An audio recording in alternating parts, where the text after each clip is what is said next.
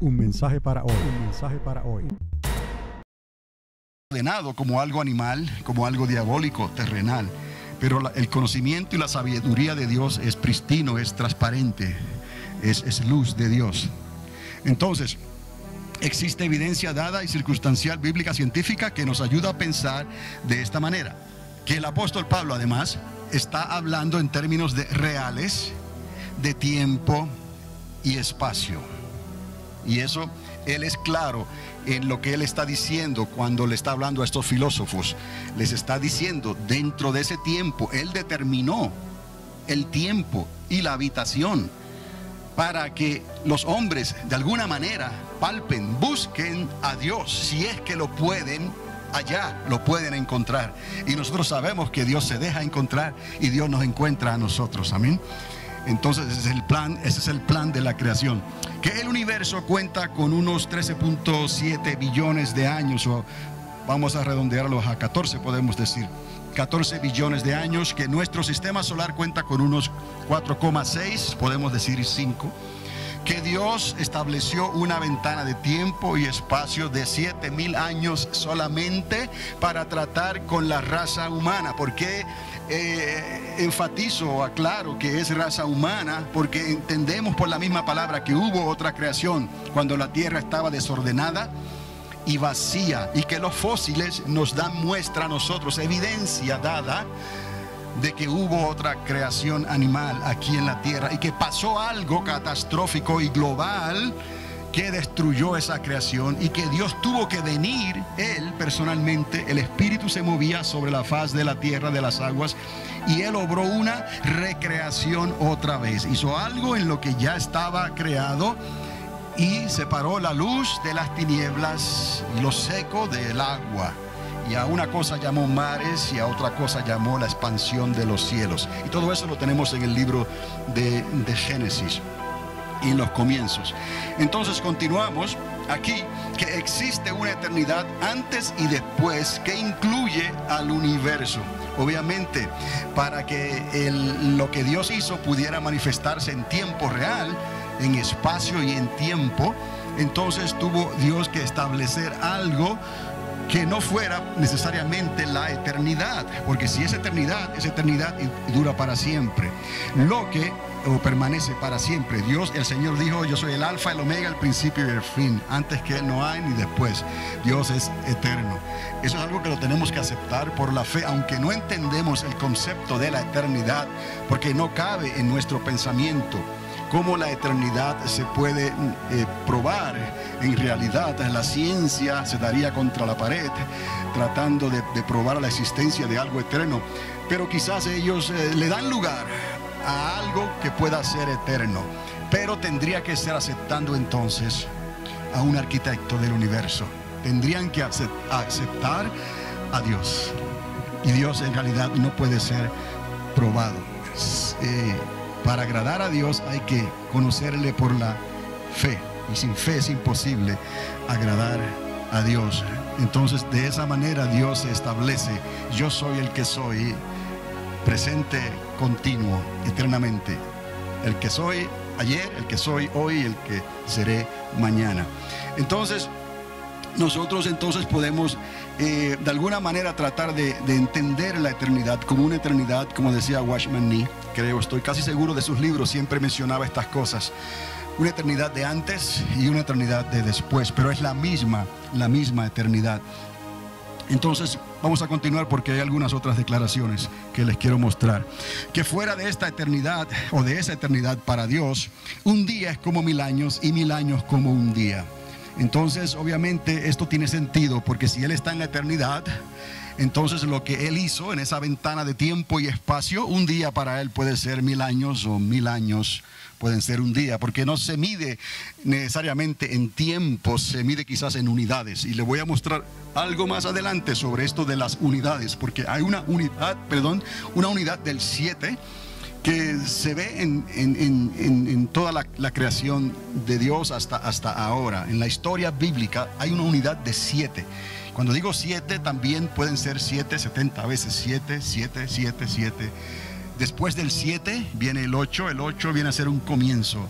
Es como si Dios estableció una unidad de 7, y eso para hacer algo completo. Cualquier cosa después de esa unidad de 7 tiene un comienzo nuevo. Vamos a dejarlo ahí. Que esto concuerda con los 6 días creativos de la creación, y que existe un día más en que Dios no creó nada, porque Dios dice que Él descansó. Ese es el día séptimo, y de ahí la instrucción de Dios a su pueblo de que no trabajara todos los días de la semana. ¿Por qué la semana tiene 7 días? ¿No? ¿Por qué Dios le aconseja a su pueblo que trabaje 6 días y que entonces descanse 1? Es como si Dios le dijera al hombre: no le voy a pedir que ustedes hagan algo que yo no haya hecho. Entonces, ahí, ¿qué justificación tenemos nosotros? Si nuestro diseñador, nuestro creador, arquitecto del universo nos dice a nosotros: trabaja 6 y descansa 1, porque eso fue lo que yo hice y te lo puedo probar. Mira mi universo, mira mi creación. Dios, el eterno, Él no necesita descansar, pero Él descansó porque nos ama, porque se relaciona personalmente con nosotros, porque nos hizo a su imagen y a su semejanza, y nos dio un espíritu que es eterno. Gracias, Padre, por esta oportunidad. Que ese día séptimo corresponde al día del Señor y al reino milenial de Jesucristo en esta tierra. Eso también ya a estas alturas lo podemos ver claramente.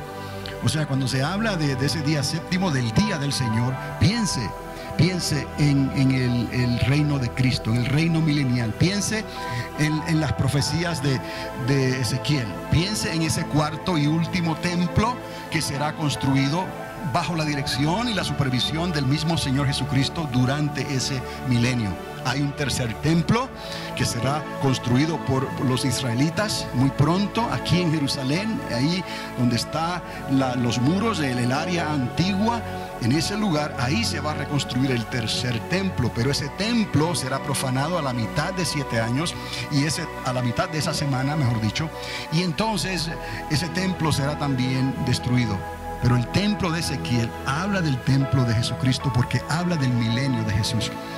Entonces, que el conocimiento de la salvación de la raza humana, de toda la raza humana, le fue comisionado a los judíos por la gracia de Dios. Veamos entonces, en realidad, vaya hacia atrás, hacia Adán y a Eva. La obra de Caín no agradó a Dios, y Abel no pudo continuar con su gracia y con su actitud para Dios, con sus sacrificios y sus ofrendas para Dios. Su vida fue troncada, fue cortada, y su sangre clamaba desde la tierra. Necesitaba redención, necesitaba justicia, y Dios vino entonces y estableció esa justicia por medio de otro Abel, por medio de su Hijo Jesús, que también derramaría su sangre, pero esa sangre hablaría mejor que la sangre de Abel.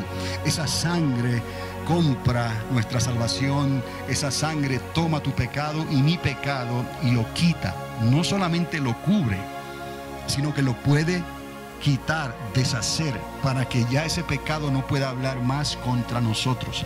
Eso es lo que hace la sangre de Cristo Jesús. Desde esos días tenemos entonces cómo Dios se levantó a personas que Dios depositaba en ellos su confianza, su gracia, su favor, de la manera que Noé halló gracia delante de los ojos de Dios. Noé en cierta forma fue un modelo ejemplar para los habitantes de la tierra en aquel entonces, ¿no? Y él fue obediente cuando Dios le pidió que construyera ese arca, ¿no? Pero Noé estableció una forma de actuar diferente. Él halló gracia delante de Dios. Se puede decir que Noé tenía cierto tipo de ley, cierto tipo de instrucción, que también los israelitas reconocen la ley de Noé en ese tiempo, que estaba abierta a las naciones de aquel entonces, pero en realidad no le creyeron a Noé y todos perecieron. Y después de ahí entonces Dios siempre encontró a alguien. Entonces Dios encuentra a Abraham, y de Abraham para acá entonces Dios establece el pacto. El pacto de Noé fue un pacto significativo, fue un pacto con Noé, su familia, pero también fue un pacto con la tierra, porque cada vez que ese arco iris está siendo mostrado en el cielo, es para recordarnos que Dios ya no destruiría jamás la tierra otra vez con diluvio, con agua. Dios hizo un pacto, y eso se remonta a los días de Noé. De ahí que entonces podemos ver la parte de Noé en esta historia, porque fue una parte muy significativa. Todas las personas de la tierra, los seres humanos, perecieron. Muchos les hace difícil este concepto, pero la Biblia dice que todos perecieron salvo 8 personas. Entonces, a través de toda la historia vemos cómo Dios nos ha dado el testimonio de su palabra, de los días de Noé, luego a Abraham, luego nos dio a Moisés, y ahí Él trajo entonces el Pentecostés de ellos. El Pentecostés de ellos fue en el Sinaí. La presencia de Dios terrible que descendió fue en Sinaí. Y de ahí nosotros estamos conectados a lo que ocurrió en Sinaí. Lo único es que esa palabra, esa instrucción fue escrita en tablas de piedra, ¿no? El Espíritu Santo hizo lo mismo en Pentecostés y trajo entonces y dispuso esa instrucción para que fuese escrita en nuestros corazones, dentro de nosotros, por la fe, para que la pudiéramos recordar y pudiéramos vivir por esa palabra. Estamos conectados con Sinaí, con la experiencia de Sinaí, con lo que pasó en Sinaí. Pero a nosotros Dios nos dio, como dice la Escritura, un pacto de una manera más desarrollada. Nos deja saber que aquello que ocurrió en Sinaí era sombra de lo que había de venir en el aposento alto. Y ahora Él vino y se quedó con nosotros todos los días hasta el fin, para ser nuestro maestro por excelencia, para enseñarnos todas las cosas. Y ahora que estamos viviendo los tiempos cercanos al fin de la era, el mismo Espíritu Santo dentro de nosotros nos mueve, nos inquieta para que verdaderamente hoy, más que nunca antes, consideremos que el día del Señor está a las puertas, que debemos de dar el testimonio de fe, el testimonio verdadero continuamente, y que no debemos dejar de engañarnos para que vayamos a caer en algún sueño, en algún letargo de conformismo, pensando que el día del Señor no se acerca, que no está a las puertas. Entonces, ese mismo Espíritu Santo da testimonio a nuestro espíritu y nos deja saber que Dios siempre levantó personas y maestros que iban a hablar su palabra, que iban a entender, que iban a obedecer, que iban a creerle a Dios hasta el fin de la era. Una página más aquí, que nuestro Señor nos insta, al igual que el contenido generalizado en el Nuevo Testamento, a conocer los tiempos de Dios y a estar preparados siempre para su venida. Que falta una semana literal de 7 años por cumplirse, de 70 que fueron profetizadas en el libro de Daniel, y que 69 de ellas ya se han cumplido.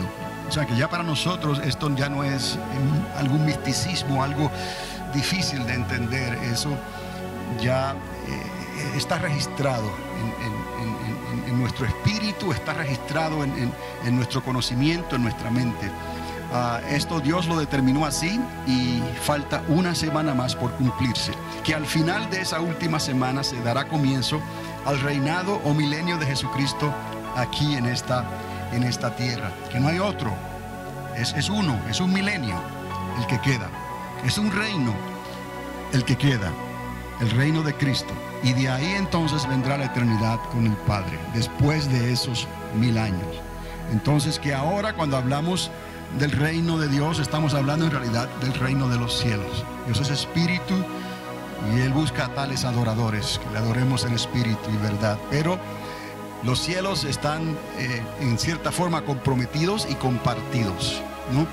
Hay potencias, hay potestades en los cielos, hay invasores en las regiones celestes que se han apoderado, se han adueñado ilegalmente.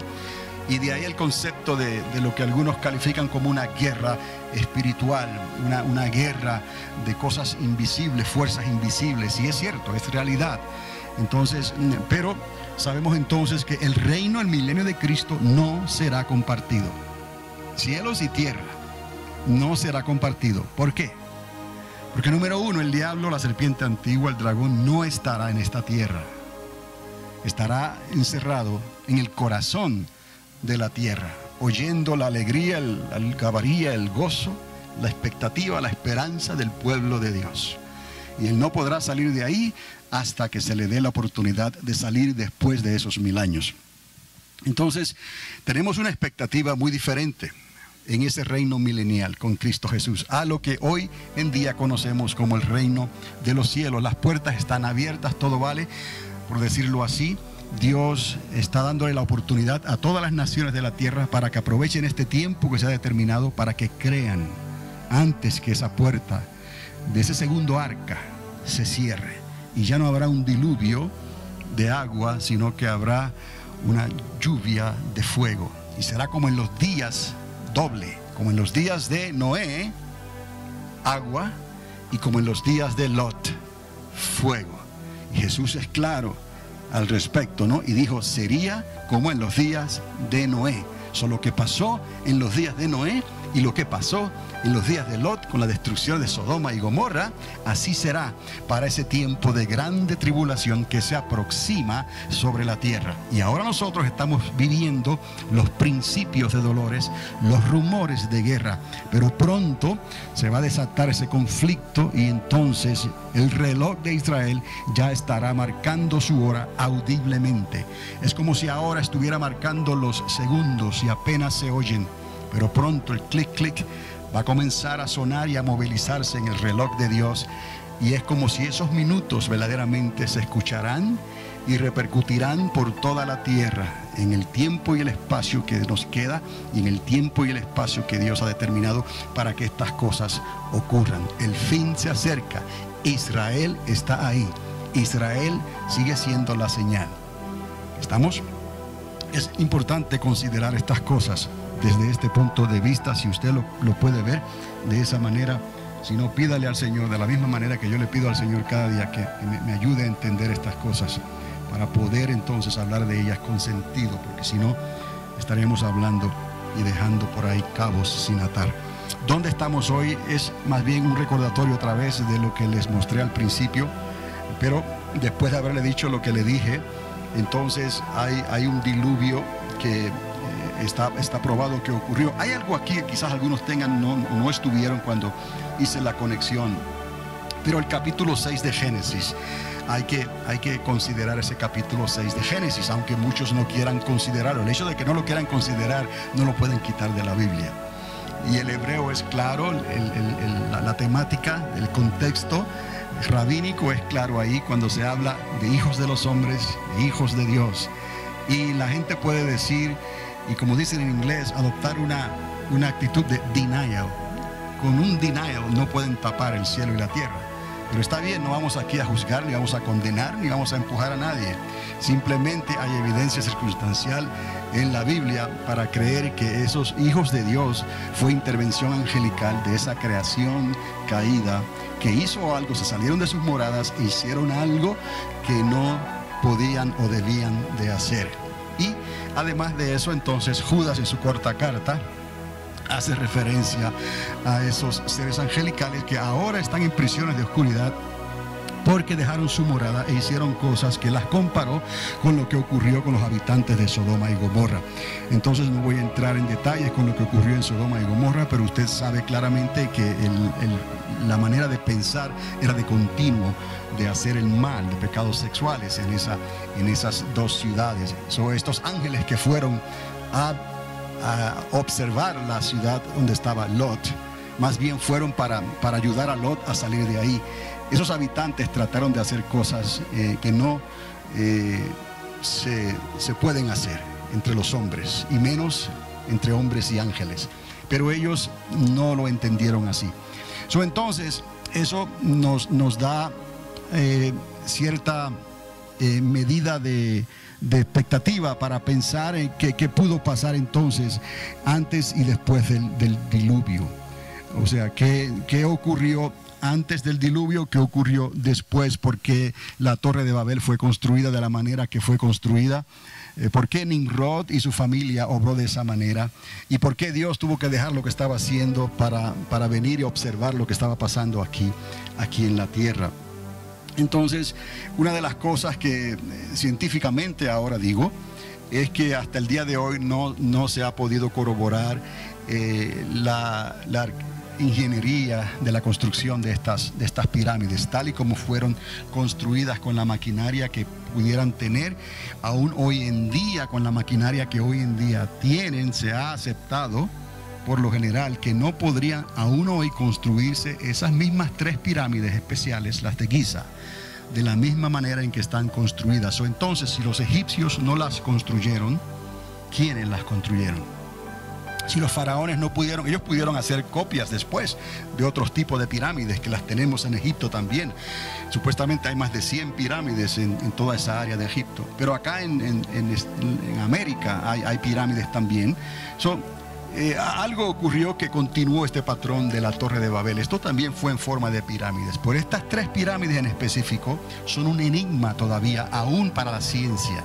La geometría, la manera en que fueron construidas, la separación aún entre esos bloques de piedra tan gigantescos, cómo los movieron y cómo quedaron sellados con tal perfección. Bueno, entonces hay quien pueda pensar, y yo consideré que entonces esa actividad angelical pudo ayudar a que esas pirámides fueran construidas. ¿Con qué propósito? Hay varias opiniones en eso, porque los que las conectan a la sabiduría de Enoc, el varón que caminó con Dios, que fue un hombre sumamente inteligente también, pues pudo haber tenido algo que ver con la construcción de las pirámides. Pero si esa creación angelical de alguna manera trató de interceptar el plan de Dios, si de alguna manera ellos pensaron que iba a haber algún diluvio que iba a cubrir toda la tierra, ¿por qué no construir un modelo de pirámides que pudiera soportar esa inundación y quizás ellos pudieran construir? Un mensaje para hoy.